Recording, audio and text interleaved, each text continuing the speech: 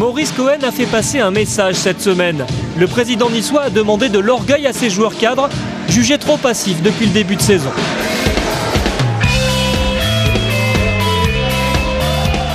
Cédric Varron et Cyril Roll entrent dans la catégorie de ces joueurs surveillés. Leur motivation s'affirme dès les premières minutes avec une frappe de Varron. Conformément au souhait présidentiel, Nice contrôle, mais un dérapage vient tout gâcher. Rod Fanny est expulsé à la 21e minute. Sur cette action, le joueur n'est pas blessé gravement, mais il aurait pu être à quelques centimètres près. Donc c'est une faute classée dans les fautes grossières, donc le carton rouge s'imposait à mes yeux. Je pense que le terrain glissant a accentué la faute et là je pense que l'arbitre s'est fait abuser un petit peu. Les conséquences ne sont pas immédiates pour les Niçois qui se créent toujours les meilleures occasions.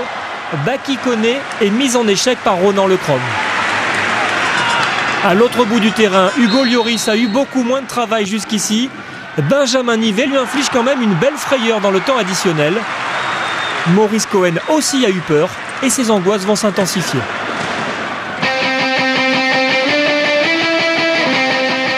La reprise marque un changement d'orientation. Il y a plus d'audace dans le jeu troyen. Plus de réussite aussi, à l'image de ce but renversant, signé David Gigliotti. L'attaquant est un spécialiste du genre. Il y a 18 mois, avec Monaco, il avait déjà plané face à l'OGC Nice dans la même position. Visiblement, les Niçois l'inspirent. Non, c'est pas ça, c'est que la balle elle est venue comme ça, c'est rien contre Nice.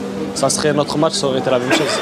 En 24 matchs de Ligue 1, David Gigliotti a marqué 4 buts, la moitié sont des chefs-d'œuvre. Celui réussit ce soir à l'avantage de libérer son équipe. Les Troyens enchaînent les occasions, Blaise Matuidi est lui aussi tout près de l'exploit. Des prouesses, Hugo Lloris en réussira quelques-unes dans cette fin de rencontre. 70e minute, le gardien niçois s'envole sur une belle frappe de Benjamin Nivet. Sans son international espoir, Nice n'aurait plus rien à espérer de cette rencontre.